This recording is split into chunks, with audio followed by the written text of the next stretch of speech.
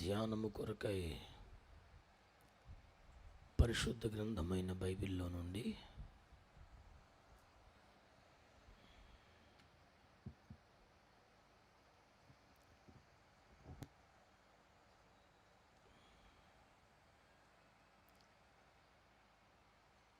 యోహాను సువార్త 16వ అధ్యాయం.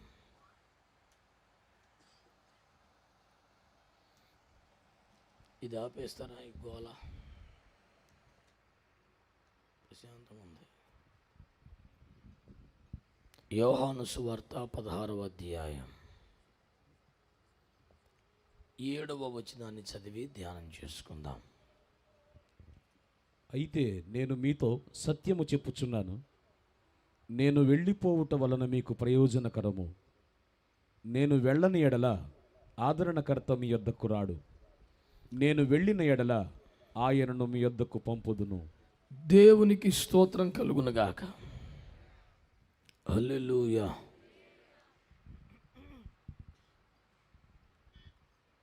Praise the lord. హల్లెలూయా, హల్లెలూయా, హల్లెలూయా, హల్లెలూయా, హల్లెలూయా, హల్లెలూయా, హల్లెలూయా, హల్లెలూయా, హల్లెలూయా, హల్లెలూయా,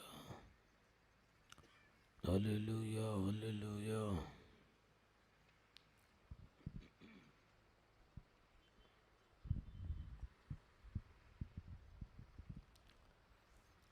దేవుని పరిశుద్ధ నామమునకు మహిమ కలుగునుగాక. ప్రభునందు మిక్కిలి ప్రియమైన దేవుని బిడ్డలారా,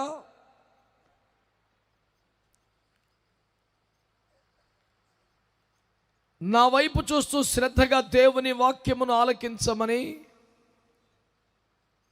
ప్రభు పేరట మీకు మనవి చేస్తున్నాను.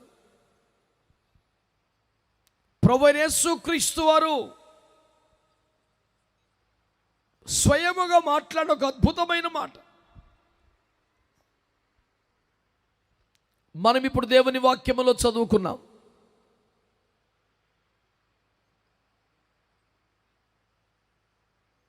యేసుక్రీస్తు ప్రభు ఈ లోకానికి రావడం వలన మనకి ఎంత ప్రయోజనం, ఎంత ఆశీర్వాదం, ఎంత మేలు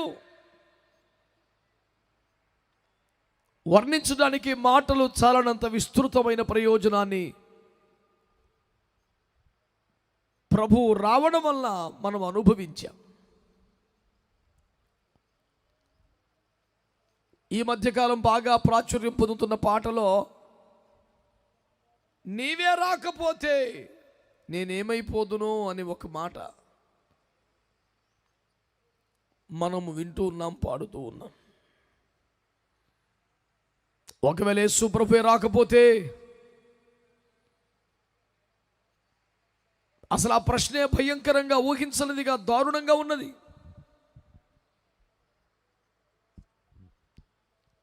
యెరూషలేము నుండి యెరికోకు వెళుతూ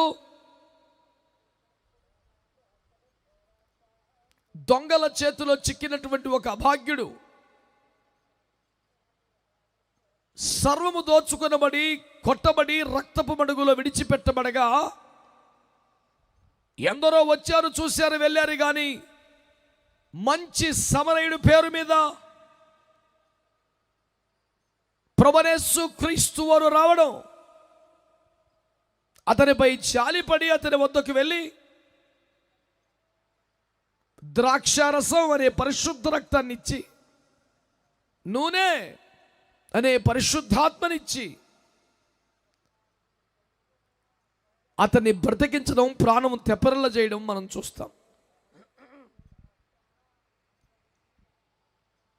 ఒకవేళ ప్రభువే రాకపోతే రక్తపు మడుగులో పడి ఉన్నవాని అభాగ్యుని జీవితానికి ప్రాణం పోసేవాడెవరు? రక్తమంతా కోల్పోయి రక్త మడుగులో కొట్టుమిట్టాడుతున్న వ్యక్తికి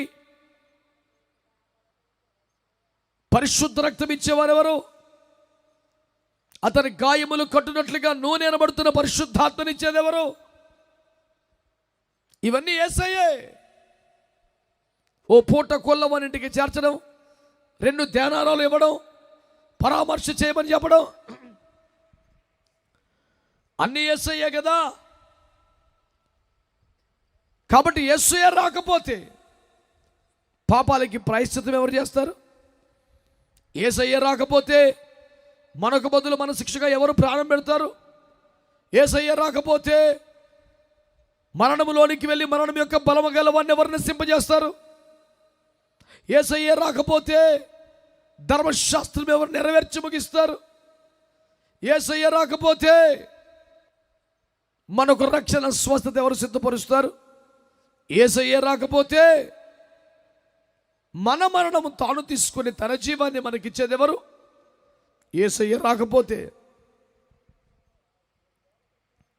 సదాకాలమును గురించి వెలుపటి ఆవరణములో ఆగిపోయేలాగా ఎవరు చేయగలుగుతారు? ఇలా ఇవన్నీ యేసు ప్రభువే చేశారు. మన స్థానంలోకి రావడం, మనకు బదులు మరణి చావుని శత్రువుని నిరాయుధంగా మార్చి బాహాటంగా వేరు కెనపచ్చు, ఇవన్నీ యేసు ప్రభువే చేశారు. యేసు లేకపోతే, యేసు రాకపోతే ఇవన్నీ జరగవు. సమాధి గుడిలో ఉచితంగా పెట్టి ఎక్కడో వెలుపటి ఆవరణములో ఉండిపోవలసిన మనల్ని అతి పరిశుద్ధ స్థలములో దేవుని కరుణాపీఠం దగ్గరికి, కృపాసనం దగ్గరికి దర్జాగా తీసుకొచ్చేసాడే. ఇదంతా మేలు కాదా? ఇదంతా ప్రయోజనం కాదా? ఇదంతా ఆశీర్వాదం కాదా? మన బతుకిది చాలు అని మనం అనుకుంటుంటే ఆయన అంటాడు ఇప్పుడు వచ్చి, నేను రావడం మీకు ప్రయోజనమేనా అని యేసు ప్రభు మిమ్మల్ని అడిగాడు అనుకోండి, ఏం చెప్తారు? ఓరి మీ మౌనం నశించడు కాక ఏంది ఇదే?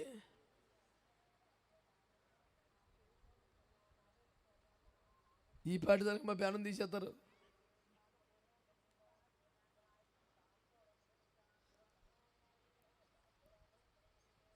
యేసు ప్రభు రావడం ప్రయోజనమేనా? అందరికి వందనాలండి బాబోయ్. భోజనం చేయాలంటారా? భోజనం చేసారా? అసలు దీనికి మాట్లాడి సార్ భలే ఊళ్ళు ఉన్నారు బాబు.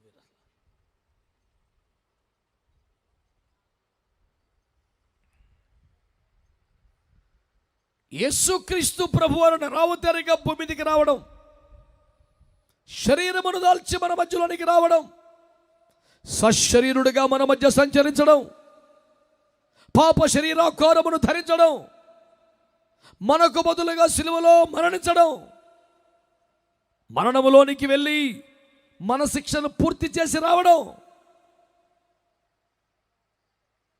చావునే చంపి సజీవుడిగా తిరిగి లేవడం, ఇవన్నీ మనకు ప్రయోజనమా కాదా? మేలా కాదా? లాభమా కాదా? ఇప్పుడు యేసుప్రభు ఏమంటున్నారు? నేను రావడమే మీకు ప్రయోజనం అయితే నేను వెళ్ళిపోతే ఇంకా ప్రయోజనం అన్నాడు. ఇది ఎక్కడ గొడవ? నువ్వు వెళ్ళిపోతే ఏం ప్రయోజనం అయ్యా బాబు? నువ్వు ఉంటేనే సంతోషం కానీ, నువ్వు ఉంటేనే ఆశీర్వాదం కానీ, నువ్వు వెళ్ళిపోతే ఏం ప్రయోజనం అంటే, అప్పుడు ఆయన చెప్పిన స్పష్టమైన జవాబు ఏంటంటే, నేను వెళ్ళితేనే కానీ ఆదరణకర్త అనబడిన పరిశుద్ధాత్మ మీ యొద్దకు రాడు. ఆయన వచ్చుట మీకు మరింత ప్రయోజనకరమగును. స్తోత్రం చెప్పండి. హల్లెలూయా. యేసును నమ్మిన వారంతా, యేసు వద్దకు వచ్చిన వారంతా, యేసు వలన మేలు పొందిన వారంతా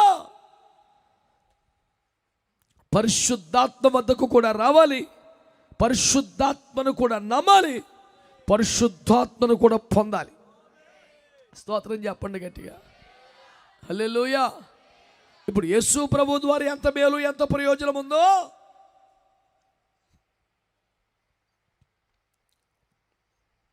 అంతకంటే ఎక్కువ ప్రయోజనమే పరిశుద్ధాత్మ వలన ఉందట.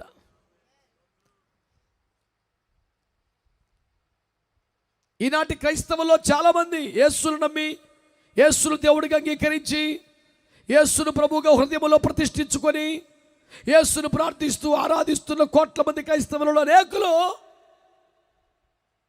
ఏమన్నాయి? మాకు యేసు చాలు, పరిశుద్ధాత్మ వద్దు అనే అద్భుతమైనటువంటి వ్యక్తులు, సంస్థలు, అయ్యగారులు ఉన్నారు. వారందరికీ నా ప్రగాఢ సానుభూతిని ప్రకటిస్తున్నాను. విచారం వెళ్ళిపుస్తున్నాను. ఆ దయనీయమైన స్థితిని బట్టి జాలి పడుతున్నాను. దేవుని వాక్యములో స్పష్టముగా దేవుడు మాట్లాడిన మాట ఏంటంటే, నేను రావటం మీకు ఎంత ప్రయోజనమో నేను వెళ్ళిపోవటం మీకు మరింత ప్రయోజనకరమగును. దేవునికి స్తోత్రం చెప్పండి. ఇంకా బాగా చెప్పగలరా? హల్లెలూయా. నేను వెళ్ళిపోవటం మీకు మరింత ప్రయోజనకరమగును. దేవుని ప్రజలారా, వింటున్న సమస్తమైనటువంటి దైవ సేవకులారా, యేసు కావాలా? యేసు రావాలా? యేసు వల్ల ప్రయోజనం ఉందా? అదే నిజమైతే పరిశుద్ధాత్మ వలన ఇంకా ఎక్కువే ప్రయోజనం ఉందని దేవుని వాక్యం తేటగా తెలియజేస్తుంది. బిడ్డలారా, పేర్లు చెప్పాల్సిన అవసరం లేదు, కానీ చాలా సంఘాలు యేసును ప్రేమిస్తున్నారు, యేసును గౌరవిస్తున్నారు, యేసును ఆరాధిస్తున్నారు, కానీ పరిశుద్ధాత్మను వద్దంటున్నారు. పరిశుద్ధాత్మ పేరు చెప్తారే. ఒక పెద్దయ్య గారు అయితే ఏమన్నాడు తెలిసిన, ఇప్పుడు ఆ కాంట్రవర్సీ సబ్జెక్ట్ ఎందుకులే, వదిలాయి అన్నాడు. పరిశుద్ధాత్మ అంటే వివాదాస్పదమైన వ్యక్తి అట. దుర్మార్గుడు ఇడి కాదు, వివాదాస్పదమైన వాడు.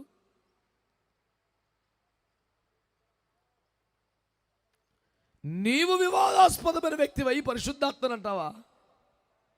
పరిశుద్ధాత్మ పేరు చెప్తే సంతోషం కలగాలి, ఆనందం కలగాలి, ఆదరణ కలగాలి, ఉత్సాహం కలగాలి, ధైర్యం కలగాలి. అమ్మయ్య ఆయన ఉంటే చాలు బాబు అనిపించాలి. కానీ పరిశుద్ధాత్మ పేరు చెప్తే ఇప్పుడు ఆ వివాదం ఎందుకులేండి, ఇప్పుడు లేని పోరి తిప్పలు ఎందుకులేండి, ఏదన్నా యేసు ప్రభు గురించి మాట్లాడండి. యేసు ప్రభు గురించి ఎందుకు మాట్లాడాలి? నీకు ఆయనంటే ఇష్టమా? ఆయనంటే గౌరవమా? ఆయనంటే అభిమానమా? ఆయనంటే ఆరాధన? ఆయన్ని వెంబడిస్తున్నావా? ఆయన అనుసరిస్తున్నావా? ఆయన మాటకు లోబడతావా? మరి ఆయన చెప్పాడు కదరా, నా వల్ల ఎంత ప్రయోజనమో ఆయన వస్తే అంతకన్నా ఎక్కువ ప్రయోజనమని.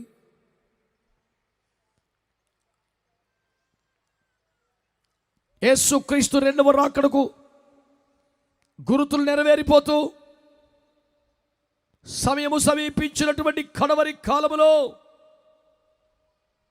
దేవుని ప్రజలారా, శ్రద్ధగా ఈ మాట వినాలి మీరు. యేసుక్రీస్తు రావడం ఎంత ప్రయోజనకరమో, ఎంత ఆశీర్వాదకరమో, పరిశుద్ధాత్మ రావడం అంతకంటే ఎక్కువ ఆశీర్వాదకరం, ప్రయోజనకరమని స్వయంగా యేసు ప్రభు చెప్పారు. దేవునికి స్తోత్రం చెప్పండి. ఎందరు యేసును నమ్మారో, ఎందరు యేసుకు ప్రార్థిస్తున్నారో, ఎందరు యేసును ఆరాధిస్తున్నారో వాళ్ళందరూ పరిశుద్ధాత్మను నమ్మాలి, పరిశుద్ధాత్మను పొందాలి, పరిశుద్ధాత్మ వల్ల మరింత ప్రయోజనం పొందాలని మేము ఎంతగానో కోరుకుంటున్నాం.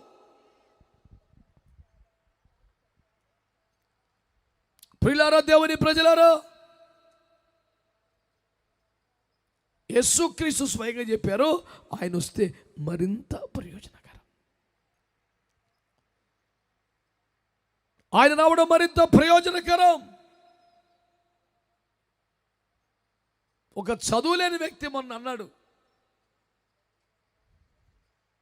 నాకు భలే ఆశ్చర్యం అనిపించింది. చదువుకు తెలివికి సంబంధం ఏముంది? చదువు లేకపోతే బోళ్ళు తెలివితేటలు ఉన్నాయి ఆయనకి. ఒక అద్భుతమైన థియలాజికల్ స్టఫ్ కలిగిన వేదాంత విద్యాభ్యాసం కలిగిన ఒక ప్రసంగికుడు, పరిశుద్ధాత్మను లేనుడు. చాలా చక్కగా, ముద్దుగా, నీట్గా, చక్కగా మాట్లాడాడు. చాలా తెలివైన విషయాలు, చాలా జ్ఞానం. ఆ తర్వాత ఇంత చదువు, ఇంత జ్ఞానం లేని ఒక ప్రసంగికుడు దేవుని పరిశుద్ధాత్మ యొక్క బలమైన అభిషేకమును పొంది ఒక్క అరగంట మాట్లాడితే కూటమంతా తలకిందులైపోయింది యేసు రక్తం ఇచ్చి. ఈ చదువు లేని వ్యక్తి అంటాడు, ముందు మాట్లాడినాడు, చాలా జ్ఞానంగా మాట్లాడాడు, కానీ పని అవల.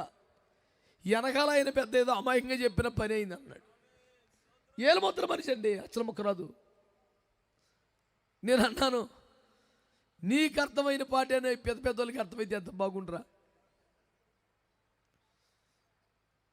ఒకడు అన్నాడు, ఆడిగా తెలిసినట్టు ఆడి మాటలు పట్టుకొని ఫీల్ అవుతున్నావు అన్నాడు. నేను అన్నాను, కూర బాగుంది అని చెప్పడానికి నాలిక పని చేస్తే చాలరా, వంట వచ్చున్న అవసరం లేదు. వంట చేయటం వస్తేనే రుచి తెలుసుద్దా? వంట చేయడం రాకపోయినా ఉప్పు ఎక్కువైందో తక్కువైందో చెప్పలేమా? తిని నాలుగు బతుకుంటే చాలదో. నీకేం తెలుసా వంటల గురించి నాకు తెలియదు. తిన్నవాడికి ఉప్పు ఉందో లేదో తెలుసుద్ది. దేవుని వాక్యం తేటగా తెలియజేస్తున్న సత్యం, యేసుక్రీస్తు ప్రభువు రావడం వల్ల ఎంత ఆశీర్వాదమో, ఎంత ప్రయోజనకరమో, ఎంత మేలో. పరిశుద్ధాత్మ రావడం అంతకంటే మరింత ప్రయోజనకరమని దేవుని వాక్యం తెలియజేస్తుంది. ఇప్పుడు మీలో యథార్థంగా ఏమాత్రం మోసం లేకుండా, మొహమాటం లేకుండా దర్జాగా ధైర్యంగా జవాబులు చెప్పేవాళ్ళు చెయ్యొద్దు. నాకు ఆన్సర్ చెప్పాలా? ఒకటి, మీరు యేసయ్యని నమ్మారా? నీ సౌండ్ నాశనంగాను ఇలా తగలబడ్డారు ఏంటనే బాయ్.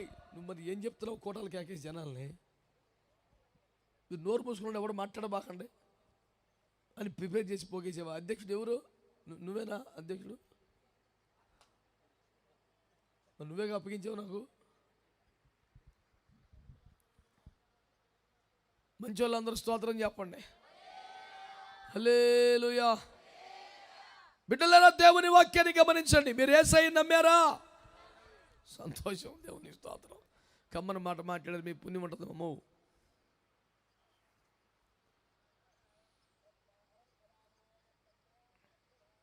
యేసును నమ్మితే మీకేమైనా మేలు కలిగిందా? పాపక్షమాపణ పొందారా? రక్షణ పొందారా? స్వస్థత పొందారా? ఆశీర్వాదాలు పొందారా? ఇప్పుడు చెప్పండి, బాప్తిసం పొందారా? మారు మనసు పొందారా? అదేంది బాప్తిసం పొందాక మారు మనసు పొందామని అడుగుతున్నాం అంటే, ఆల్రెడీ 30-40 సంవత్సరాలు సేవ చేసిన పాస్టర్లనే పట్టుకొని దేవుడు బైబిల్లో మీరు మళ్ళీ మారు మనసు పొందండి అన్నాడు.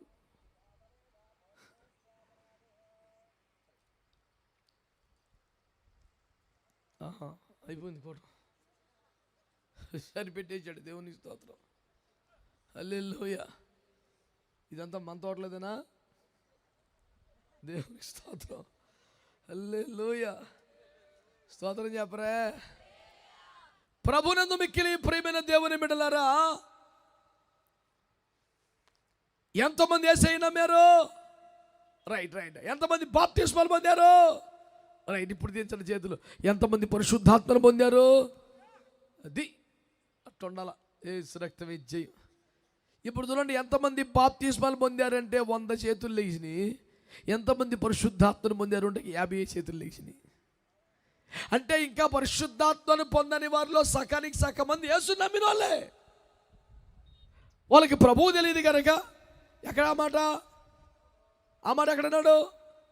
16వ అధ్యాయంలో, లోకము ఆయనను ఎరుగదు గనుక ఆయనను పొందదు కదండి. ఆయన ఎరగనోడు పొందడంటే అర్థం చేసుకుందాం, కానీ ఆయన ఎరిగినోడు పొందపోతేట, నమ్మినోడు పొందపోతేట, వెంబడించేవాడు పొందపోతేట, ప్రార్థన చేసేవాడు పొందపోతేట. అరే ఇదంతా ఎట్టండి? లోకము ఆయనను ఎరగదు. దేవునికి స్తోత్రం కలుగునుగా. హల్లెలూయా. ఇందాక కెమెరా తీసేశారు, ఇప్పుడు లైట్లే తీసేశారు. ఎన్ని తీసేసినా మమ్మల్ని తీయలేరు. దేవునికి స్తోత్రం. దేవుని సేవని కూడా ఆపలేడు. స్తోత్రం. ఆత్మకార్యాన్ని ఆపలేడు, ఉపదేశాన్ని ఆపలేడు, అభిషేకాన్ని ఆపలేడు. ఆయన వచ్చుట మరింత ప్రయోజనకరం. గట్టిగా చప్పట్లు కొట్టి స్తోత్రం చెప్పండి దేవునికి. హల్లెలూయా. స్తోత్రం. ఏడు మా పిల్లడు ఉన్నాడా? అందుకో నీకు రాలేదా కరెంటు? దేవుడికి స్తోత్రం. హల్లెలూయా.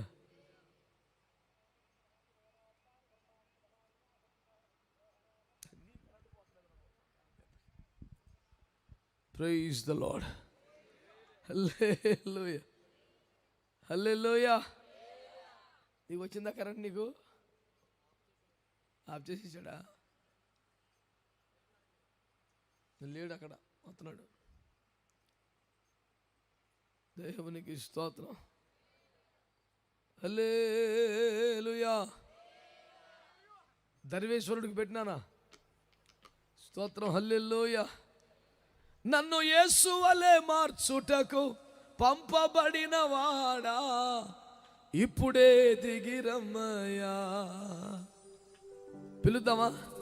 ఇప్పుడే దిగిరమ్మయ్యా అనండి. ఇప్పుడే నాలో నీవు, నీలో నేను, నాలో పాడదొచ్చుగా చప్పట్లతో. కలసి ఉండాలయ్యా, మనం కలిసి ఉండాలయ్యా, కలిసి ఉండాలయ్యా, మనం కలిసి పాడదాం. పరిశుద్ధ ఆత్ముడా యేసు పంపిన వాడవు నీవేగా. పాడదాం. పరిశుద్ధ యేసు పంపిన వాడవు, సర్వాధికారివి, సత్య స్వరూపివి, ఇప్పుడే దిగిరమయ్యా. సర్వాధికారివి, ఇప్పుడే దిగిరమయ్యా, నాలో దేవో.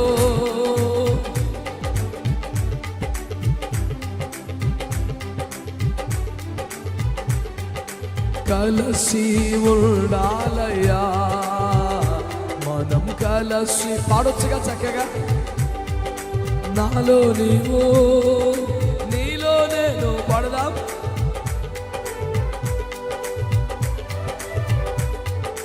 కలిసి ఉండాలయ్యా, మనం కలిసి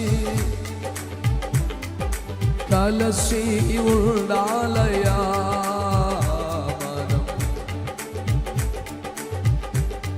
దేవునికి మహిమ కలుగునుగాక. ఓసారి చప్పట్లు కొట్టి స్తోత్రం చెప్తారండి.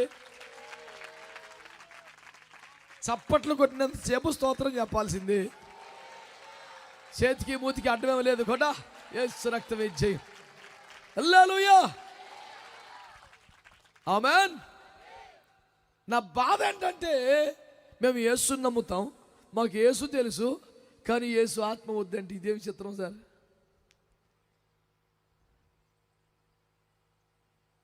ఇప్పుడు యేసు ఎవరు? దేవుని నోటి మాట. పరిశుద్ధాత్మ ఎవరు? దేవుని ఆత్మ.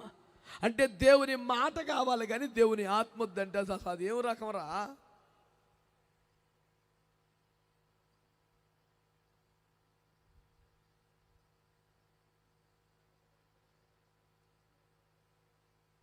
ఆడేవాడు అన్నాడంట, రొయ్యలు తిన్న కానీ రొయ్యి పొట్టు అయితే పర్లేదు అన్నాడు.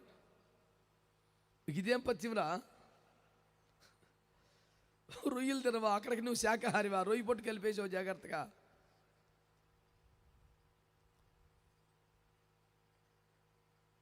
ఈ ఎండు చేపల్లో దాన్ని రొయ్యి పొట్టని ఎందుకు అన్నారో నాకు తెలియదు. చాలా కాలం అర్థం వల్ల ఇప్పటికి కూడా తెలియదు. నేను చిన్నప్పుడు అనుకోని రొయ్యి పొట్టు అంటే ఎండు రొయ్యలు పొట్టు తీస్తారుగా, పొట్టు మళ్ళీ అమ్ముకుంటున్నారు. దాని పొట్టుకు కూడా ఎంత డిమాండ్ ఉందా? ఆహా రొయ్య, నీకు ఎంత ఘనత వచ్చిందే బాబా అనుకున్నాను నేను.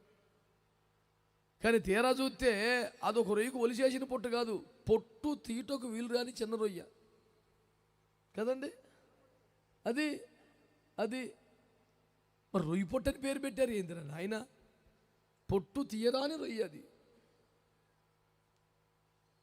అందుకని ఎవరు పడితే నామకరణం చేయకూడదు, దానికి కూడా కురకుంటాల. దేవునికి స్తోత్రం. ఇప్పుడు ఆదాం గారి పేరు పెట్టాడంటే అసలు సెట్ అయిందా లేదా? అది అద్భుతంగా సెట్ అయింది. పందిని చూస్తే బబ్బలే పెట్టాడు రా పేరు అనిపించింది. ఎవడు రా పేరు పెట్టాడట అనిపించిందా? ఆయన పెట్టాడంటే పేరు అసలు ఆహా కరెక్ట్ సెట్, కరెక్ట్ పెట్టాడు.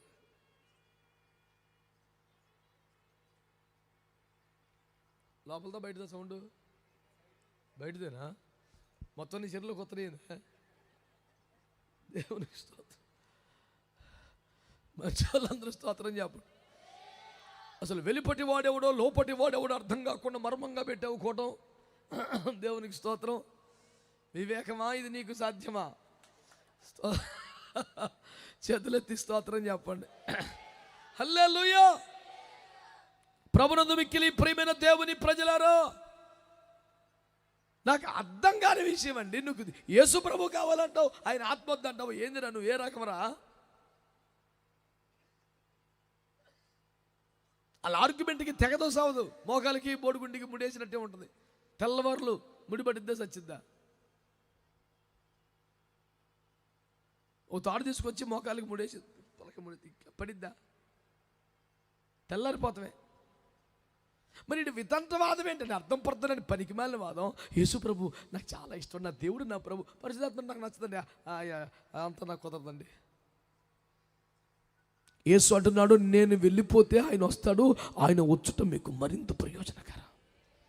అందరు గట్టిగా స్తోత్రం చెప్పండి. హల్లెలూయా. దేవునికి మహిమ కలుగునట్లుగా గట్టిగా చెప్పండి ఒకసారి. పరిశుద్ధాత్ముడు వచ్చుట మరింత ప్రయోజనకరం. దేవునికి మహిమ కలుగునుగా. గబగబ కొన్ని మాటలు చెప్తాను మీకు నేను. యేసు ప్రభు వారు వచ్చి ఏం చేశారు వినండి. యేసు ప్రభు వారు వచ్చి ఏం చేశారు? పాపములకు ప్రాయశ్చిత్తం చేశారు. ఏం చేశారండి? అంటే ఒక మామూలు మన భాషలో చెప్పాలంటే జరిమానా కట్టేశారు. రెండోది, యేసు ప్రభు వారు వచ్చి ఏం చేశారు? శిక్ష పూర్తి చేశారు. అంటే చేసిన పాపిష్టి పనికి ఏమండి 50,000 రూపాయల జరిమానా, 6 మాసాలు జైలు అన్నట్టుగా ఉంటుంది చూసావు. అలాగే ఇటు ప్రాయశ్చిత్తార్థమైన వెల చెల్లించాలి, శిక్ష కూడా భరించాలి. ఈ రెండు కూడా యేసు ప్రభు వచ్చి చేశాడు. స్తోత్రం చెప్పండి. హల్లెలూయా. అంటే మనకు బదులుగా ప్రాయశ్చిత్తం చేసిన వారెవరు? యేసయ్య. శిక్ష పూర్తి చేసింది ఎవరు? యేసయ్య. తండ్రితో మళ్ళీ మనల్ని సమాధానపరిచింది ఎవరు? యేసయ్య. మనకు అడ్డమేమీ లేకుండా చేసింది ఎవరు? యేసయ్య. శత్రువు నిర్వాయుధునిగా మార్చి మన మీద పెత్తనం లేకుండా చేసి, కాబట్టి దారి నా పిల్లల జోలికి వచ్చావంటే అని నిరాయుధునిగా మార్చి బాహాటంగా తెచ్చి మనకు కనపడి చూడు, ఆడి దగ్గర ఏం ఆయుధం లేదు, నువ్వేం భయపడ, ఉత్తి తడుతాడు, ఆడి దగ్గర ఏం మ్యాటర్ లేదని చెప్పి వెళ్ళిపోయాడు. సో మన స్థానంలోకి వచ్చింది యేసు ప్రభు, మన జరిమానా కట్టింది యేసు ప్రభు, మన శిక్ష పూర్తి చేసింది యేసు ప్రభు, ఈ పాపపు సంఖ్యల్లోంచి బయట పడేసింది యేసు ప్రభు, మన డోగులన్నీ కడిగింది యేసు ప్రభు, శిక్ష ఎత్తివేసిన వాడు యేసు ప్రభు. ఇదంతా సంతోషకరం. అయితే మరి పరిశుద్ధాత్మ ఏం చేస్తాడు? ఈ ముచ్చటంతా మనకి చెప్పేవాడే పరిశుద్ధాత్మ. స్తోత్రం చెప్పరే. ఇదంతా ఏనాడో జరిగిపోయింది కదా, 2000 సంవత్సరాల క్రితం. మనకేం తెలుసు అసలు ఎట్లా జరిగిందో, కథ ఏంటో, గొడవ ఏంటో, గోత్రం ఏంటో, మనకు వచ్చిన ప్రయోజనం ఏంటో, మనకి ఎంత తగలబడిందో, మన ఖాతాలకు ఎంత వచ్చిందో, ఏది మాఫీ అయిందో, గొడవ ఏంటో, గోత్రం ఏంటో మనకు చెప్పేవాడు ఎవరో? స్తోత్రం. ఆహా, ఇన్ని గొప్ప కార్యాలు చేశాడా? నేనేం చేయాలంటే, నువ్వు పాపాలు ఒప్పుకోరా సరిపోద్ది, సిగ్గుపడు, పశ్చాత్తపడు, చిచ్చి ఇలా చేసి పొరపాటే అన్నట్లు ఒప్పుకుని వదిలే సరిపోతుంది అని ఒప్పింపు చేసేది ఎవరు? స్తోత్రం చెప్పరే. యేసు ప్రభు వారు శిక్షను పూర్తి చేశారు. యేసు ప్రభు వారు సంధి చేశారు, పరలోకంతో మళ్ళీ కలిపారు. యేసు ప్రభు వారు జరిమానా కట్టారు. యేసు ప్రభు సాతాను క్రియలు లయం చేశారు. యేసు ప్రభు వారు మనకు దేవుని వద్దకు వెళ్ళడానికి అడ్డమేమీ లేకుండా చేశారు. ఇవన్నీ యేసయ్య చేశారు. చేశారు, వెళ్ళిపోయారు. ఎవరిని పంపించారు చెప్పాలి? ఎవరిని పంపించారు? ఇప్పుడు యేసు ప్రభు ఏమేం చేశారో మనకి చెప్పేది ఎవరు? మరి మన పాపాలు ఒప్పుకునేలాగా చేసి మనకి పశ్చాత్తాపాన్ని రప్పించేది ఎవరు? పాపాలు ఒప్పుకున్న తర్వాత మనకి రక్షణలోకి నడిపించేది ఎవరు? రక్షణలోకి వచ్చిన వారిని సర్వసత్యంలోకి నడిపించేది ఎవరు? సర్వసత్యంలోకి వచ్చిన వారిని పెళ్లి కుమార్తెగా అలంకరించేది ఎవడు? అలంకరించబడ్డ వారిని పరలోకం తీసుకెళ్లి యేసు బాబు చేతిలో పెట్టేది ఎవరు? అసలు మొత్తం కార్యక్రమం అంతా ఎవరు చేయాలా? మరి పరిశుద్ధాత్మ వద్దంటావేంది అసలు?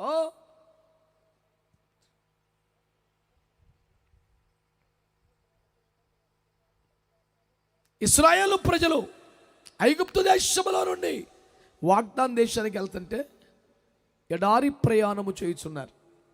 ఆ ఎడారి ప్రయాణములో మాకు దాహంగా ఉంది, ఈ ఎడారిలో మనం సావగొడతగా తెచ్చావా, అక్కడైతే మాకు నైలు నది నీళ్ళు ఉండేవి అని మోషే మీద వాళ్ళు తిరుగుబాటు చేశారు, దెబ్బలాట వేసుకున్నారు. మోషేకి బాధ కలిగింది. మీ నిమిత్తం నీళ్ళు రప్పించమన్నారు ఇప్పుడు అని కోపడ్డాడు. దేవుని దగ్గర అడిగాడు. మొత్తానికి ఏదో చిన్న చిత్తగా పొరపాట్లు జరిగినాయి, నీళ్ళు వచ్చేసినాయి, నీళ్ళు తాగేశారు. అయితే ఈ నీళ్ళ విషయములో మోషే గారికి, ఇశ్రాయేల్ ప్రజలకి చిన్న వివాదం వచ్చిందిగా. ఆ వివాదం సమయంలో వారి దప్పికి తెచ్చడానికి దేవుడు బండ నుంచి ఇచ్చి నీళ్ళు ఇచ్చాడు. ఇలా నీళ్ళకి ఏం పేరు పెట్టారంటే వివాదాస్పదమైన జలము అని పేరు పెట్టారు. మెరీబా జలము అనండి. మెరీబా అనే మాటకి అర్థం ఏంటి అక్కడ? వివాదము. ఇప్పుడు చెప్పండి, నీళ్ళకి ఏమైనా వివాదం ఉందా? ఈ నీళ్ళు కొట్టు తెచ్చారు. మాకు ఐగుప్తులో సమాధులు లేవని నీళ్ళు తెచ్చావా? మమ్మల్ని ఎక్కడ సంపాలని తెచ్చావా? అక్కడ మాకు సమృద్ధిగా నీళ్ళు ఉండేవి, ఇక్కడ వచ్చి ఎడారిలో పడేసావు అని తిరుగుబాటు చేసింది నీళ్ళు, కోప్పడింది నీళ్ళు, అల్లరి చేసింది నీళ్ళు, అలిగింది నీళ్ళు. ఆయన ఏం చేశాడు? ద్రోహులారా అని తిట్టాడు. ఆయన నోరు పాటు చేసుకున్నాడు. ఆయన మాట్లాడమంటే బండను పట్టు కొట్టేశాడు. వీళ్ళిద్దరూ తప్పులు చేసింది. నీళ్ళకి ఇబ్బంది ఏముంది?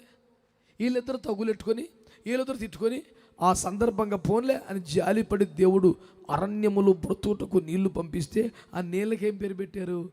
వివాదాస్పదమైన జలములు అని పెట్టారు. న్యాయమేనా అసలు? ఆ నీళ్ళు ఏం చేసినాయి? నీళ్ళకేం వివాదం ఉంది?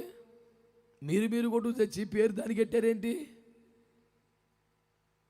ఈయనేమో పాస్టర్ గారు, వీళ్ళేమో విశ్వాసులు. దాహం తెరిచిన వాడేమో పరిశుద్ధాత్మ. వీళ్ళు కొట్టుకొని ఎవరికి పెట్టారు పేరు? ఎడారిలో చావు బతుకుల మధ్య ఉండగా మీ కొరకు నీటిని పంపి తప్పికి తెచ్చిన ఆ జలములు గలవు కదా, ఆహా అది అమృతం, ఆహా అది మధుర జలం అనాల్సింది పోయి, అయ్యా ఆ వివాదాస్పదమైన ఇలా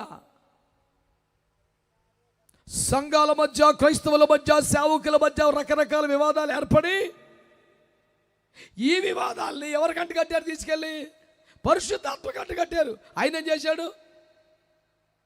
ఆయనే లేకపోతే ఎడారిలో నీళ్ళ దాహం ఎలా తీరుద్ది? ఆయనే లేకపోతే ఎడారిలో ఎలా ప్రయాణం చేస్తావు? ఐగుప్తును వదిలిపెట్టిన నీకు, వాగ్దానం చేరే నీకు, అడవిలో బతికే నీకు, ఎడారి ప్రయాణం చేస్తున్న నీకు, చంటి పిల్లలు, గర్భిణీలు, ముసలివాళ్ళు ఉన్న 30 లక్షల జనాభా ఉన్న మీకు ఆ బండలో నుంచే నీరు రాకపోతే అసలు బతికే ఛాన్స్ ఉందా? మాట్లాడరే. కనుక అప్పుడు లేవనాలి. ఆ నీళ్లు పేరు చెప్పగానే అమ్మో అదే జీవజలం అండి, అదే జీవనాడి అండి, అదే ప్రాణదాత అండి, మమ్మల్ని బతికించి అదేదండి, అది లేకపోతే చచ్చిపోదుమండి అనాలి కదా. ఇలా ఉన్నారు. అదే ఆ వివాదాస్పద మాకు గుర్తే. చెప్పు. వివాదము జలములలో లేదు, వీళ్ళిద్దరి మధ్యలో ఉంది. ఈనాడు సంఘాల మధ్య, సేవకుల మధ్య, డినామినేషన్ల మధ్య, ప్రసంగికుల మధ్య, సంఘ కాపరుల మధ్య, విశ్వాసుల మధ్య ఏమైనా వివాదం ఉంటే ఉందేమో, కానీ దేవుని పరిశుద్ధాత్మ వివాదాస్పదమైన వాడు కాదు. ఆయన దూరస్తుడు కాదు, ఆయన చేదైన వాడు కాదు, ఆయన సమస్యాత్మకమైన మనిషి కాదు. ఆయన వల్లే తప్పికి తీరింది, ఆయన వల్లే బ్రతుకుతున్నాం, ఆయన వల్లే నడుస్తున్నాం. ఆయన లేకపోతే ఎడారిలో బతికి బట్టగట్టే ఛాన్సే లేదు. అలాంటి ప్రాణాధారమైన, జీవాధారమైన పరిశుద్ధాత్మ దేవుని పట్టుకొని వివాదాస్పదం వ్యక్తి అంటావా? యేసుప్రభు చెప్పాడు, రేయ్ ఇంకే పాపానికైనా క్షమాపణ ఇస్తాను, కానీ దేవుని పరిశుద్ధాత్మను దూషిస్తే వాడికి అసలు ఈ యుగంలో కానీ రాబో యుగంలో కానీ క్షమాపణ ఏదని చెప్పాడు. బిడ్డలారా, పరిశుద్ధాత్మ గురించి మాట్లాడుతున్న వారు లేరా? పరిశుద్ధాత్మను విమర్శిస్తున్న వారు లేరా? నేను ఒకటే చెప్తున్నాను, ఐగుప్తును వదిలిపెట్టావు, వాగ్దాన దేశం వెళ్ళాలి, ఇప్పుడు ఎడారిలో ఉన్నావు. ఎడారి అంటే ఏంటి? నీరు ఉండదు, నీడ ఉండదు, భయంకర ఇసుక, చెట్టు పుట్ట ఏమి ఉండదు. అలాంటి చోట నీ దాహం తీర్చడానికి ఇంకొక సోర్సు లేదు, వర్షం వచ్చే ఛాన్స్ లేదు, ఇంకే నీటి బొగ్గలు లేవు, మోటార్లు లేవు. ఒక బండ చీల్చబడగా అందులో నుంచి నీరు వచ్చింది. అది తప్ప వేరొక దిక్కు నీకు లేదు. మొత్తం ఎడారి ప్రయాణంలో నీకున్న ఒకే ఒక్క దిక్కు బండలోని జలం అయితే దాని వివాదం అంటావేంట నువ్వు? వివాదము కాదు, ప్రాణాధారం అనండి. స్తోత్రం చెప్పండి. పరిశుద్ధాత్ముడు వివాదాస్పదమైన వ్యక్తి కాదు, పరిశుద్ధాత్ముడు జీవనదాత. దేవునికి స్తోత్రం కలుగునుగాక. సంతోషంగా స్తోత్రం చెప్పండి గట్టిగా. హల్లెలూయా. స్తోత్రం చెప్పండి గట్టిగా. హల్లెలూయా. యేసుక్రీస్తు ప్రభుల వారు స్వయంగా చెప్తున్నవారు, నేను వెళ్ళిపోవటం వల్ల మీకు మరింత ప్రయోజనకరం. నేను మీ పాపాల కోసం మరణించాను, కానీ ఆయన పాపాల గురించి ఒప్పింప చేస్తాడు. నేను మీ శిక్ష భరించాను, ఆయన మీ స్వభావాన్ని మారుస్తాడు.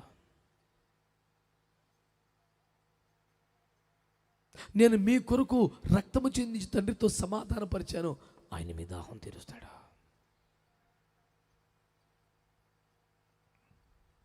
ప్రజలారా, దేవుని బిడ్డలారా, పరిశుద్ధాత్ముడే లేకపోతే దప్పిక తీరదు. చెప్పండి, పరిశుద్ధాత్ముడు లేకపోతే. సమరయ స్త్రీ దగ్గరికి వచ్చి యేసుప్రభు చెప్పిన మాట అదే కదా. యోహాను సువార్త 4లో గుర్తుందా మీకు? ఎండవేళ బావి దగ్గరికి వచ్చింది ఆవిడ. సమరయ వారు కదా, యూదులు నీళ్లు చేదుకునే టైంలో వస్తే మమ్మల్ని కొడతారు, రాళ్ళతో కొట్టి చంపుతారు, అంటరాని వరకు చూస్తారు. ఎవరూ లేని ఎండవేళ బావి కాడికి వచ్చింది. అవు బతికి అట్లాంటిదిలే. బావి కాడికి వచ్చింది, కడవ పట్టుకొని యేసుప్రభు పక్కన నిలబడి ఉన్నాడు. అమ్మా, ఆ పిలుపాము దొరకలేదు ఎప్పుడు. అమ్మా, నాకు దాహంగా ఉంది, కాస్త నీళ్ళు పోస్తావా అని అడిగాడు. సబ్జెక్ట్ ఎక్కువే మనిషికి.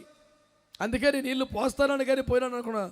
మేము సమరయులం, మీరు యూదులు, మేము నీళ్ళు పోస్తే మీరు దాగరగా నన్ను అడుగుతున్నావేంటి అంది. ఫుల్ థియాలజీ మనిషికి, మారు మనసు లేదు కానీ సబ్జెక్ట్ మాత్రం కుప్పలు తెప్పలు తెలుసు. అప్పుడు యేసుప్రభు అన్నాడు, అమ్మా, నిన్ను దాహానికి నీళ్ళు అడుగుతున్నవాడు ఎవరో నీకు తెలిస్తే ఇన్ని మాటలు మాట్లాడను అన్నాడు. ఆయన అర్థమవకే తెగబోగుతున్నాడు ఒక్కొక్కడు. దేవునికి స్తోత్రం చెప్పండి. పనికి మన లాజిక్లు, లేనిపోని సిద్ధాంతాలు, లేనిపోని అరుపులు, తొడగొడతాలు, మీసాలు తిప్పుతాలు, ఉన్నటువంటి కుర్చీ లేచి పడిపోవటాలు, ఆవేశపడిపోవడం, మీదకి వచ్చేస్తాలు, మాట తూలిపోయి తప్పుడు మాటలు చేయి మీద మాట్లాడేస్తాలు. ఈ బ్యాచ్ అంత ఉంది కదా. ఎవరిలో ఆయన ఎవరో తెలియక ఇలాగే. ఆయన అర్థమైతే మొత్తం లైన్లోకి వచ్చేస్తాడు మనిషి. ఇప్పటికి నిప్పులు ఉప్పులాగా చిట్టపట్లాడుతాం, పేలిపోతాం, ఈ గొడవ ఉండదు. ఇన్ని మాటలు మాట్లాడుతావు, నేనెవరో నీకు అర్థం కాక నిన్ను ఈ మాటలు అడుగుతున్నాడు ఎవడో నీకు తెలిస్తే నువ్వు ఎట్లా మాట్లాడమన్నాడు. అయ్య బాబాయ్ మీరే చెప్పండి బాబు, నాకు తెలియదు అంది. నేను జీవజలమును దానంగా ఇవ్వడానికి వచ్చాను. ఈ నీళ్లు కానీ తాగితే నీకు ఇంకా దాహం అవుతుంది. ఈ నీళ్ళు ఎన్నిసార్లు తాగినా నీకు దాహం తీరదా అన్నాడు. పరిశుద్ధాత్మ దగ్గర ఉన్న విశేషం ఏంటంటే, పరిశుద్ధాత్మ దగ్గర ఉన్న విశేషం ఏంటంటే దప్పిక తీర్చడం కాదు, దాహం లేకుండా చేస్తాడు. ఇది ప్రపంచానికి ఒక ఛాలెంజ్. స్తోత్రం చెప్పండి. నేను ఏలూరులో సిఆర్ఎండి కాలేజీలో డిగ్రీ చదువుకున్న టైంలో చిన్నప్పటి నుంచి మా ఊర్లో ఇంటర్మీడియట్ దాకా చదివాం. మా ఊళ్ళో అందరికీ పాచికారు అబ్బాయి, మా సాక్ష్యం, మా తీర్మానం, మా బతుకు, మా గొడవ, మా గోత్రం అందరికీ తెలుసు. డిగ్రీకి వచ్చేప్పటికీ ఏలూరులో కొద్దిమందిగా తెలుసు. అన్నాడు, రేయ్ ఏంటర్ నువ్వు అసలు సినిమాకి ఎప్పుడు రావట్లేదు, రావా సినిమా చూడవాను వాళ్ళు. లేదు మేము చూడమన్నాడు. ఇప్పుడు చూడవా, ఎప్పుడు చూడండి, ఎప్పుడు చూడవా అంటే ఇది మీ ఊరని చూస్తా లేదా, హైదరాబాద్ వెళ్తే కూడా చూడవా అన్నాడు. ఇది ఎక్కడ గొడవరా బాబు, ఈ ఊరు కాదు ఏ ఊరు అనేది దేవుడు ఉంటాడు కదరా బాబు. అంటే మీ చర్చి వాళ్ళందరూ చూస్తారని నువ్వు సిగ్గుపడి చూస్తలేదేమో. హైదరాబాద్ వెళ్తే ఎవరు ఉంటారు కదా, అక్కడ చూసేస్తావేమో. లేదు మేము ఎక్కడికి వెళ్ళినా చూడం, మేము సినిమాలు గట్ట చూడం, దేవుని నమ్ముకున్నాం, ఇక గొడవ ఏం లేదు మాకని చెప్పాం. అప్పుడు ఆడు అడిగిన ప్రశ్న, ఒక్క సినిమాకు కూడా చూడకుండా నువ్వు ఎట్టుంటున్నావురా అసలు అన్నాడు. దాని అర్థం ఏంటి? ఓ చుక్క నీళ్ళు కూడా దాక్కుని ఎట్టుంటున్నావురా అని దాని గొడవ. నీకు అసలు ఎట్టుంటున్నావు అంటే నేను వెంటనే నాకు ఆ వాక్యం గుర్తుగా చెప్పాను. నాకు దాహం అవుతున్నా చాలా కష్టపడి ఓర్చుకుంటున్నాను అనుకున్నావు కదా నువ్వు, అది కాదు అసలు నాకు దాహం అవ్వట్లా అన్న. స్తోత్రం చెప్పండి. నిజమా అన్నాడు. నిజమేరా బాబు, నువ్వే చూస్తున్నావుగా, సంవత్సరం అంతా చూసావుగా. నువ్వు వేసిన డైలాగులు వేసానా, నువ్వు వేసిన పరిమళ డైలాగులు సపోర్ట్ కొట్టానా, నవ్వానా, నీ వెనకాల తిరిగానా, నీ బ్యాచ్ కట్టానా, నీతో సినిమాకి వచ్చానా, అలాగే నీ శ్రోమని ఏడు మొక్క వేసుకొని తెచ్చానా, బాగానే ఉన్నాను హ్యాపీగా అంటే అన్నాడు. మాకన్నా నువ్వే హ్యాపీగా ఉన్నావురా అన్నాడు. దేవునికి స్తోత్రం. ఇప్పుడు నా పాయింట్ ఏంటి? సినిమా చూడాలనిపించినా, పాపం చెయ్యాలనిపించినా, వ్యభిచారపు కామాభిలాష, ఆతృత, కోరిక కలిగిన, ఇంకో తప్పు చేద్దామన్నా, దొంగతనం చేద్దామన్నా, ఆస్తులు దొంగిలించా అయ్యో ఆశలు ఉన్నా, అమ్మో దొరికిపోతే చంపేస్తాం, అయిపోయి దొరికిపోతే కొట్టేస్తారు, తీసుకెళ్ళి జైలు వేస్తారని జనాలకు భయపడి మెయింటైన్ చేసేవాళ్ళు కొంతమంది. లోపల ఆశ ఉన్నా, కోరికున్నా, ఛాన్స్ రాక అబ్బా అక్కడ పరసపడింది, అది తీసేస్తే బాగుండు, కానీ అందరు నా ఇంకా చూస్తున్నారు, వద్దులే. ఎవడు చూడపోతే బాగుండి తెచ్చేస్తారా పరిశీలి. ఆశ ఉంది కానీ అవకాశం లేక ఆగారు. కానీ నాకెందుకు అది నాకు వద్దు అనిపిస్తే అది గొప్ప. స్తోత్రం. హల్లెలూయా. మంచి యవ్వన ప్రాయములో మంచి ఆరోగ్య స్థితిలో ఉండగా దేశానికే సర్వసైన్యాధ్యక్షుడి భార్య 4వ కంటికి తెలిసే అవకాశం లేకుండా 4 గోడల మధ్యలో తన పాపానికి ప్రేరేపిస్తే చేయవదలమన్నాడు అంతే. అంటే అర్థం ఏంటి? భయంకరమైన ఎండపూట 4 ఎండిపోతున్న టైంలో ఎడారి కాలంలో గ్లాసు నీళ్ళు పట్టుకొస్తే నాకు వద్దన్నాడు అనమాట. అదే దమ్మున్న సాక్ష్యం అంటే. ఓ డౌన్లో సైకిల్తో కేతం కాదు, మెరక మీద చూపించాలా. అన్నీ అనుకూలంగా ఉన్నప్పుడు, కార్యాలు జరుగుతున్నప్పుడు మేలులన్నీ చేయువాడు మన ప్రభువు. ఎవడన్నా కొడతాడు చప్పట్లప్పుడు. తలుపులు బిగించేస్తే, ఒంటరిని చేస్తే, ఏకాగ్గా భరిస్తే, సవాలుగా వస్తే, నీ పరిశుద్ధత నిరూపించుకోవాల్సిన టైం వస్తే దాహం అవుతున్నా కంట్రోల్ చేసుకోవటమా, ఆశ కలుగుతున్నా అణుచుకోవటమా, కోరిక రగులుతున్నా చల్లార్చుకోవటమా, లేకపోతే అసలు ఆ కోరికే లేని ఒక స్థితికి చేరడమా? యేసన్న గారు స్వయంగా చెప్తుంటే ప్రసంగంలో విన్నాను నేను. ఢిల్లీలో ఒక పెద్ద పాస్టర్ గారి వయసులో యేసన్న గారు వెళితే చెప్పాడు, యేసన్నా వయసులో పెద్దోడిని చెప్తున్నాను, నేను ఎందుకన్నా మంచిది, శోధన రాకుండా ఉంటుంది, పెళ్లి చేసుకో అన్నాడంట. అయ్యా లేదయ్యా, నేను పెళ్లి చేసుకోకుండా ఇలా సేవలో ఉండడానికి సమర్పించుకుంటానయ్యా, చేసుకున్నాను, నేను పెళ్లి చేసుకుని బాబు, నేను ఈ ప్రతిష్టలో ఉన్నాను అన్నారంట. నువ్వు చిన్నోడివి, వయసులో నీకు తెలియదు, అనుభవం నేను చెప్తున్నాను, శోధన రాకుండా ఉంటుంది, పెళ్లి చేసుకో అన్నాడంట. అయిపోయి ఆయన్ని ఎందుకు తెలియక ఇది గొడవ. అప్పుడు అడిగారంట, అయ్యా మరి మీరు పెళ్లి చేసుకున్నారా అన్నాడంట. చేసుకున్నారు కదా, పాస్టర్ ఉంది కదా అన్నాడంట.